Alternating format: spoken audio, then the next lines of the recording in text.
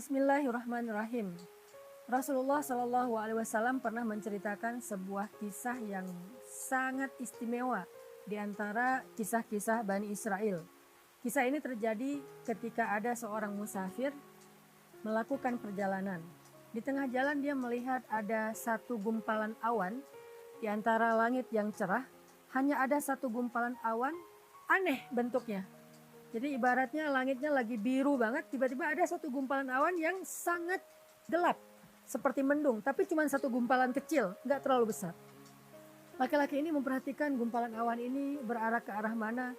Tiba-tiba terdengar dari langit suara yang luar biasa menggelegar. Yang kalimatnya adalah, Ya ghamam, iski mazra'ata fulan bin fulan.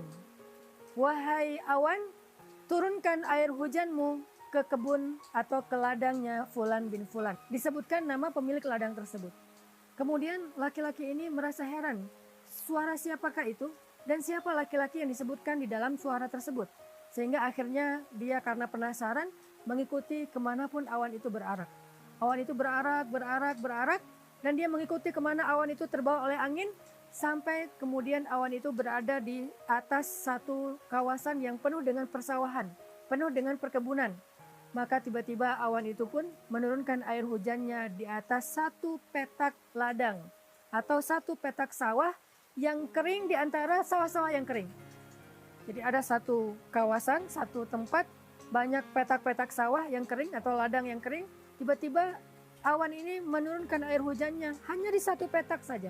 Lalu tidak lama kemudian ketika sedang melihat kejadian yang aneh itu, muncullah seorang laki-laki yang lari ke arah petak sawah tersebut sambil berteriak Allahu Akbar, Allahu Akbar, Allahu Akbar. Ketika dia sampai di situ, laki-laki ini kemudian menghampirinya dan bertanya, Ya fulan, sawah siapa ini? Ladang siapa ini? Kemudian orang itu mengatakan, ini sawah saya. Namamu siapa? Dia menyebutkan namanya Fulan bin Fulan dengan nama yang persis seperti yang dia dengar ketika tadi di perjalanan. Suara dari langit menyebutkan namanya. Ternyata ini orangnya. Ini pemilik ladang yang disebutkan tadi di langit. Maka musafir yang terheran-heran ini kemudian menceritakan kisahnya. Ya Fulan, di tengah jalan tadi saya melihat awan ini, satu gumpalan awan yang sangat aneh. Dan saya merasa heran, tapi tiba-tiba terdengar suara yang berkata, Wahai awan, turunkan hujanmu ke atas ladangnya Fulan bin Fulan, dan saya mendengar namamu disebutkan. Maka pemilik sawah ini menangis karena merasa terharu, mungkin dia bersyukur. Lalu musafir ini bertanya, Ya Fulan, beritahu saya, apa amalan yang istimewa yang kamu lakukan? Sehingga Allah memberikan kamu rezeki air, Allah memberikan kepada kamu hujan di petak sawahmu, dan membiarkan sawah-sawah yang lain tetap dalam keadaan kekeringan. Apa amalan istimewamu? Kemudian laki-laki pemilik sawah ini menceritakan kisahnya. Dia bilang, setiap kali saya mendapatkan panen dari sawah saya ini, saya selalu membagi hasilnya menjadi 3 bagian. Bagian yang pertama, saya berikan hasil panen ini untuk keluarga saya, untuk makan keluarga saya, untuk nafkah anak istri saya. Bagian yang kedua, saya jadikan hasil panen ini untuk saya putar kembali sebagai modal saya bercocok tanam di bulan-bulan berikutnya. Mungkin dijadikan bibit atau pupuk dan seterusnya. Nah, bagian yang ketiga inilah yang kemudian saya berikan kepada fakir miskin, anak yatim, orang-orang yang membutuhkan.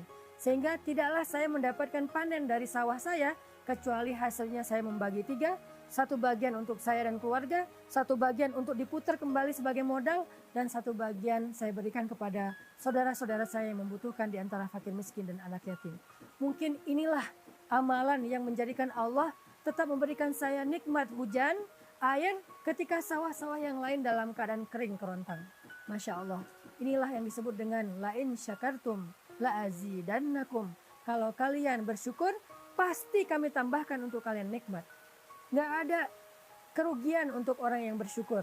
Dan bentuk syukur dari petani ini adalah memberikan sebagian dari hartanya atau 1/3 dari hartanya untuk fi sabilillah, untuk orang-orang yang membutuhkan, fakir miskin ataupun anak yatim. Apakah kita sudah membagi harta kita setiap kali kita dapat gaji, setiap kali kita mendapatkan keuntungan dalam berdagang, setiap kali kita tutup buku dalam sebuah bisnis? Apakah kita sudah membagi harta kita setiap harinya setiap pekannya, setiap bulannya, setiap tahunnya, fisabilillah. Kalau setiap hari kita mengeluarkan fisabilillah di waktu yang terbaik, yaitu setelah subuh, pagi hari. Setiap pekan kita mengeluarkan di waktu yang terbaik, yaitu di waktu hari Jumat. Maka sedekah Jumat itu diperbanyak.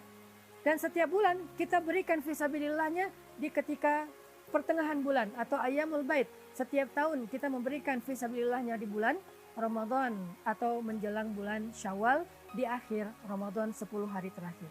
Inilah pembagian-pembagian yang paling istimewa, sehingga dengan kita rutin melakukan kebaikan ini, dengan bentuk syukur kita kepada Allah, Allah pasti akan memperlakukan kita seperti Allah memperlakukan sahibul mazra'ah, laki-laki pemilik sawah tadi, yang tidak pernah Allah kecewakan walaupun di musim kemarau ketika yang lain dalam keadaan kekeringan. Semoga kita termasuk di antara orang-orang yang Allah istimewakan seperti laki-laki tadi dalam kehidupan kita di dunia maupun di akhirat. Barakallahu fikum.